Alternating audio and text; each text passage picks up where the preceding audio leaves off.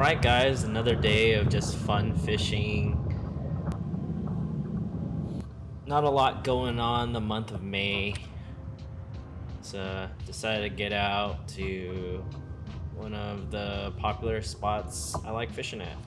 And currently what I have going on is the American Bass State Monthly Challenge, or no, the American Bass Working Man Series. And that's only on the weekends. I believe this was a weekday, so it didn't really count for this one. So I'm just searching for a pattern and searching for bigger bass so I can get dialed in for the KBF monthly challenge. Already started. So I have 2 first place wins and a second place win in the state monthly challenge. Or it could be 2 first place or 1 third place. But here I am throwing a jerkbait. And I generally like to start out this time of year with the jerkbait. And in this conclusion, I found out you can catch a really large amount of fish, but a lot of them will be around the sizes of 8 inches all the way up to 16 inches. Don't get me wrong, there's times that I've caught or that I've missed bass over 4 or 5 pounds on it, and I know several anglers have their PB on the jerkbait, as well as YouTube anglers like Milliken Fishing and John B and etc. Another one's the A-rig. A lot of people like to use those baits during the winter all the way till now to find those bigger bass. But in my case, I didn't really find a bigger bite on the jerkbait. I kept on landing these 15-inch bass. But it's a great search bait. So that's what I did, and sometimes I just feel like catching fish, honestly. This bass right here is roughly around 16 inches.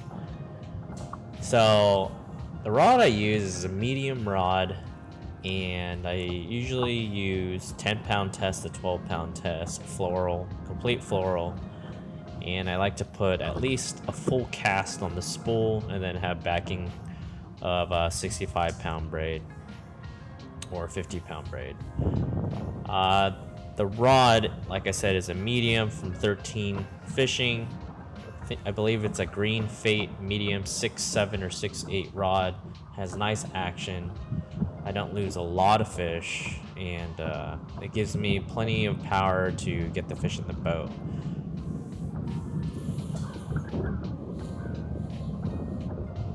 Now, if you notice, I've been fishing all around this pond, this body of water, and I've been catching them everywhere. So during this time, you'll get pre-spawn, spawn, and post-spawn fish in all 3 different stages.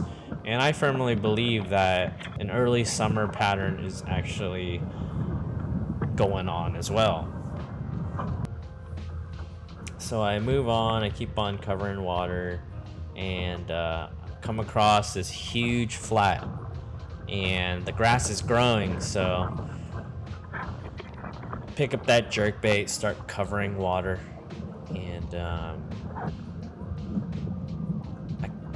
I get on them. There's a few fish that commit to the jerkbait. This is the Mega Bass 110. So usually I'll throw the 6 cents low sink shad pattern jerkbait, the Mega Bass 110 Junior, the Mega Bass 110 regular size, the +1 Junior, the +1 regular size, and the +2.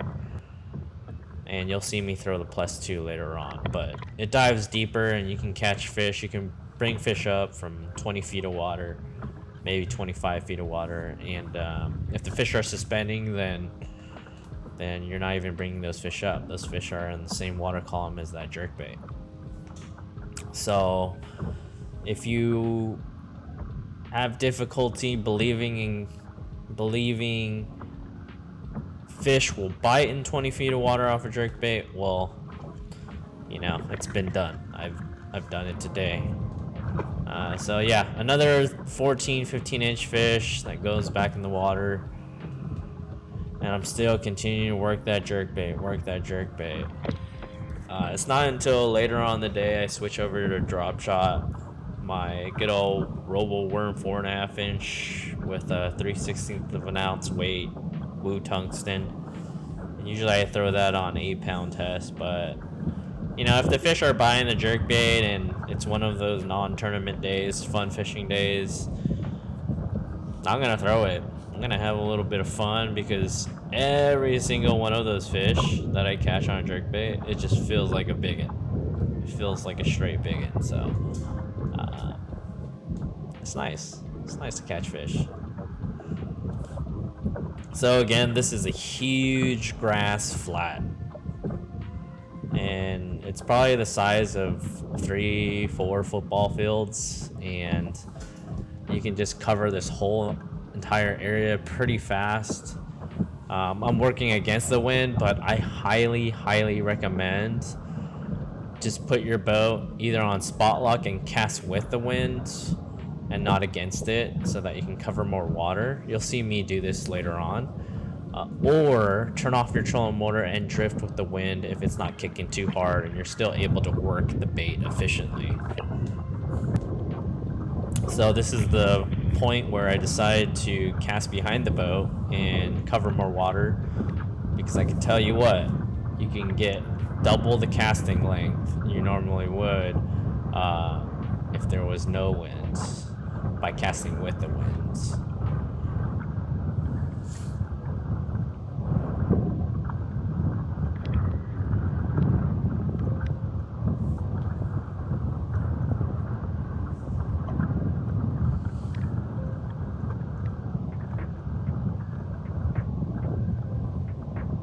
Got another fish on, I believe it was 15 or 16 inches again.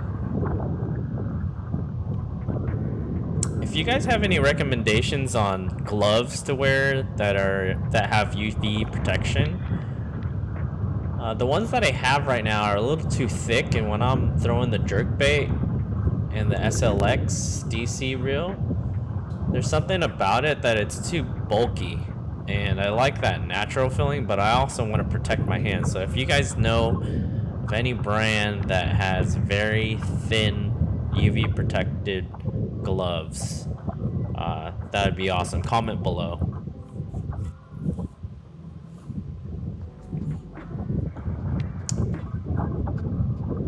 Yes, I'm not using my Livescope as much today, just because I'm on that fire bite with the jerkbait. A lot of people ask me, do I really need Livescope? Or they comment, can you expect the same results without Livescope? And it really depends on the conditions and where you are.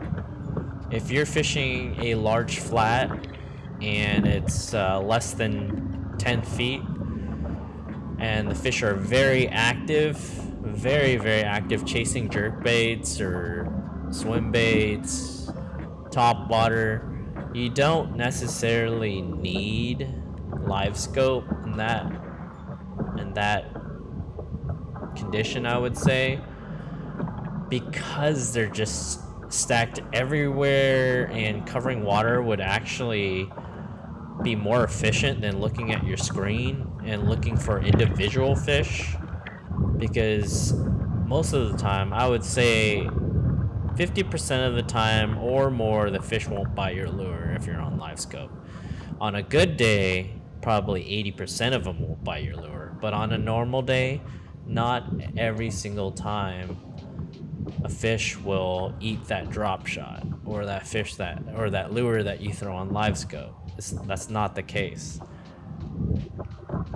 It's a good tool. It's a great tool to really figure out where they are, target them on really tough days of fishing.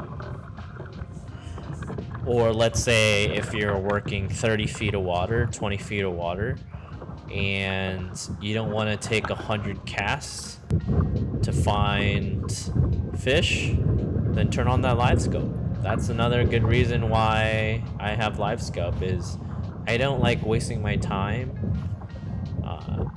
making the wrong cast. It's just more efficient.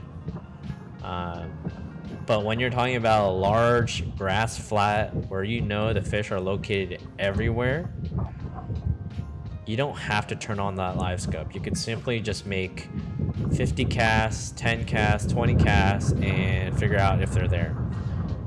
This right here is a great example of I looked for the fish. I found out that there were some suspended fish in about 20 feet of water, and then I'm totally ignoring my electronics.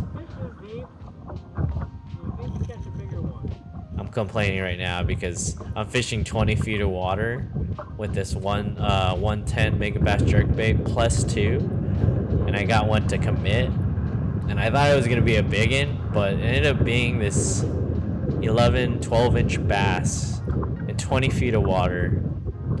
And I was kind of having one of those days that I can catch anything over 17 inches, anything over 16 and a half. All day was like 15 to 16 inches. So right here is pretty classic. No Livescope really, and I'm casting behind the boat with the wind, and I'm just jerking on this bank. And I imagine there's a lot of shad being pushed up on this bank.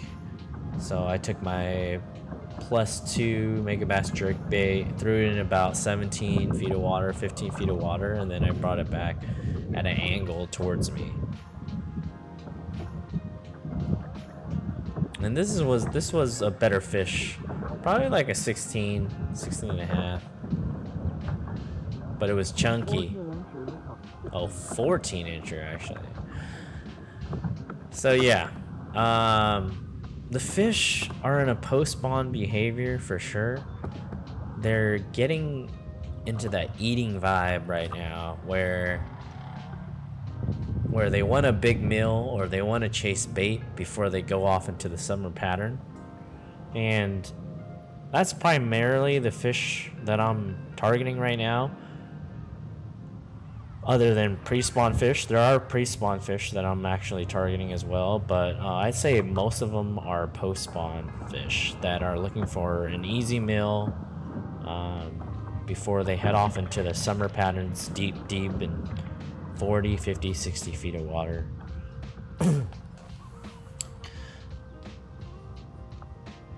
Right here I have a good old Kitech tied on, and in this example, I did use Livescope. I wanted to make that right cast across that dock.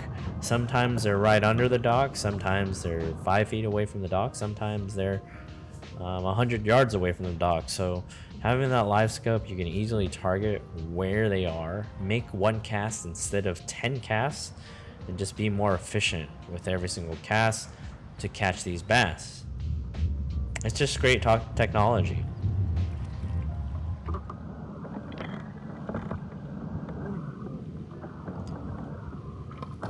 Here's another example. I saw a bass suspended in 40, 50 feet of water, and it's waiting for a bait ball to show up, just chilling out in the middle of nowhere.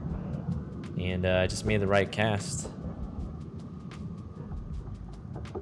Probably 50% of the time I get my bass on the fall. I really don't have to work my bait that much. And then the other 50% I have to cast past them and reel past them, jig it a little bit, and finally they commit to it. It just depends on the bass's mood that particular day. Not all bass are gonna be biting or be in a feeding frenzy.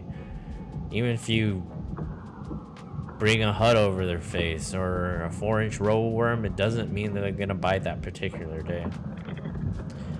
Now I called it a day, but I was heading back to the dock and I saw this buoy. And if you're a crappie fisherman, you know, the biggest tip that I have is you guys should stop at every buoy, every piling, because they could be stacked on rope, any vertical cover they could be stacked on. So I picked up my 2.8 Kitech, fired out there, and 1.69. caught a 1.69 crappie, 1.69 pound crappie. This is about my third or fourth cast right onto that buoy. And that 2.8 Kitech with a 1/8 ounce ball head is fire. That slow fall, they just hate it.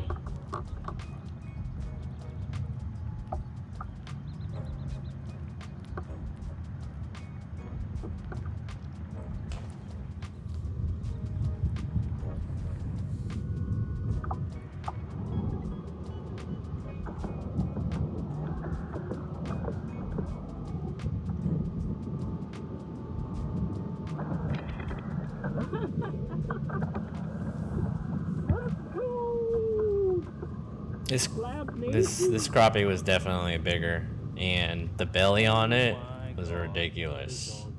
I bet this one was close to 2 pounds.